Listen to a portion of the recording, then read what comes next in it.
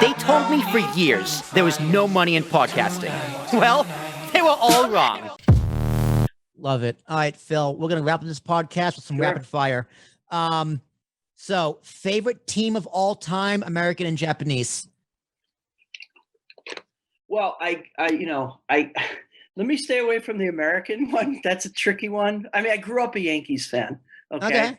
But I do not work for them. So I, of course, cheer for the team I work for now.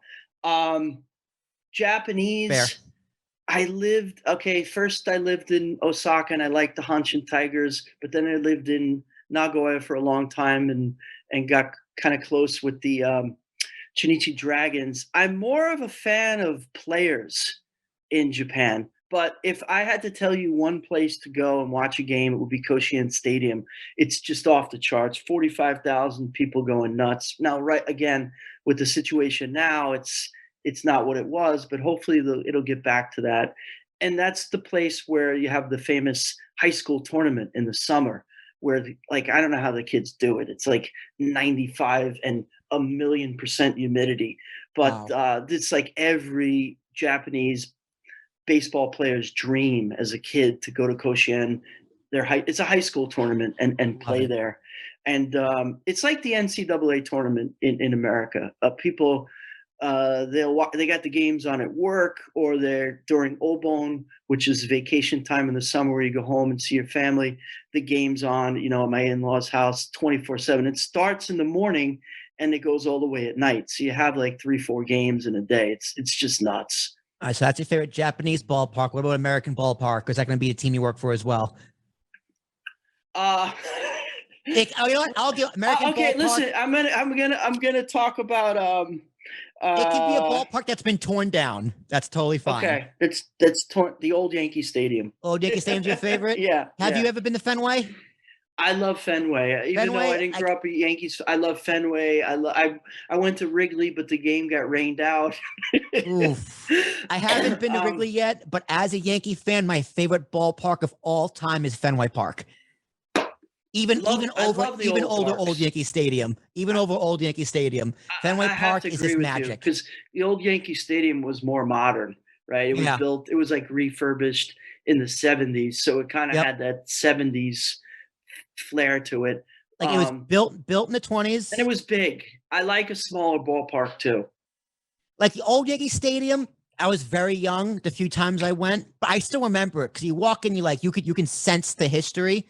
And my uncles would tell me back in the day, like up on the top, you could walk on the banisters, the big white things hanging down. You used to be able to walk up there. It's like, damn, if only. But Fenway Park, no matter any time I go, I just walk in, you just get this chill of, ooh, this is baseball. It's literally like a cathedral. It's very religious. So Fenway Park is definitely my favorite ballpark. I wish I could have gone to the Polo Grounds. I wish I could have gone to Ebbett Fields, but I was gone. They were gone by the time I was born. He went once to Ebbets Field, and you would exit through the outfield, so all the fans would go on to the field after the game and walk out. That must have been something. My dad said his dad took him to one game there. That must have been something. My grandfather grew up right near there in Brooklyn, where Ebbets Field used to be.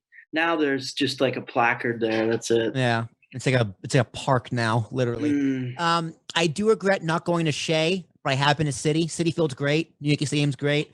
I gotta get out to Wrigley. I want to go to Houston's Park, Seattle. I want to go to like all the parks, really. There's so many great parks. Citizens Bank. I love Camden Yards. Yep. San Diego Petco is one of my favorites. Yeah. The Giant Stadium in the Bay. That's a great one. I forgot they change the name every few years. I think is it PNC now or I think PNC is Pittsburgh. Okay. Anyhow, great park. Been to some minor league parks. The new one in Vegas. I haven't been in it, but I've seen it from the outside. Looks beautiful. Yeah. All right. So favorite ball player of all time, American and Japanese. Thurman Munson.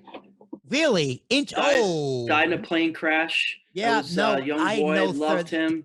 Captain of the Yankees. Also, the captain. That's my father's favorite baseball player. Wow. Yeah, I'm very surprised you said Thurman Munson, because Thurman Munson was the captain, and they said there'll never be another Yankee captain. And then there was Derek Jeter. Like, okay, that's Right. fine. But yeah, Yep. Thurman Munson, interesting. What about Thurman Munson? What drew you to Thurman Munson? Was it the mustache? He had the goatee. He was just a badass. You know, this Yeah. guy.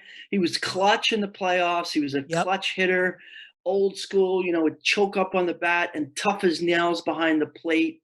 That's, you know, I was very young when he died, but that's what I remember about. And I got to see him. I'm lucky I got to see him play live and in person in the late 70s. And Japan, there's so many players. You know, I that I've seen. Otani, right?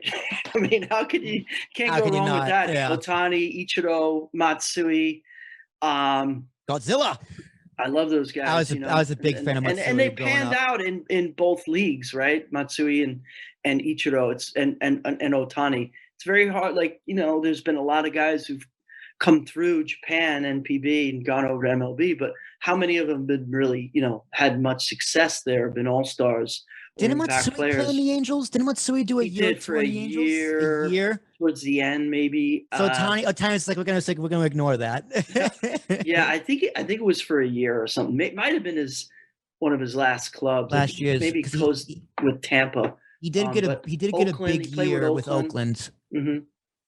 Well, if you ever go back to Yankee Stadium, New Yankee Stadium, they have the museum there. They have Thurman Munson's locker, like as an exhibit. I used to work for Fox Sports with Joe Buck and Tim McCarver, helping out with the stats, and Steve Horn, who was my mentor over at NBC Sports. He's Joe Buck's right-hand man. And I've been in the Yankee clubhouse a bunch of times before the game. Back then, you know, the big thing was, can you go down and get the lineup? Like now it's like given out to the public, you know, before the games. I get it tweeted to me every day, or you know, messages from MLB app. But and I forgot to look. Like, you know, now I remember, like, oh yeah, his locker was in there, because they kept his locker the way it was. But I'm sure I glanced at it, but I forgot to look at it. I've been in the clubhouse a few times back at the old Yankee Stadium. My friend sent me a picture of it last time he was in the stadium. I'll email it to you after this. I'll send it to you. Oh, please. Yeah. How is Joe Buck as a person? Great guy. I thought so, because everyone in the States gets hates a bad Joe rap. Buck. People like to run with, he hates my team. The guy is fair. He's a great announcer. I love Joe Buck. He's a good guy. I'm a ding dong baby. I love Joe Buck. Guy gets a bad rap. Mm-hmm. I'd say he's, like, in my opinion, the best announcer, you know, in for his generation, baseball wise. Yeah. Position on the field. What did you play? Catcher, of course, because I want to be like Thurman Munson and wear number 15. Second base, and I tried pitching a little bit, but you know, wasn't very tall. You need some plane for that. Yeah, no, I'm left-handed, so I played first base. I played first base, left-handed, and a little bit of pitching. So the highlight of my baseball career, maybe my life, was 12 years old, my last year Little League, before moving up to like the older league, on the Red Sox, which was just like the thorn in my side, playing on the Red Sox as a Yankee fan.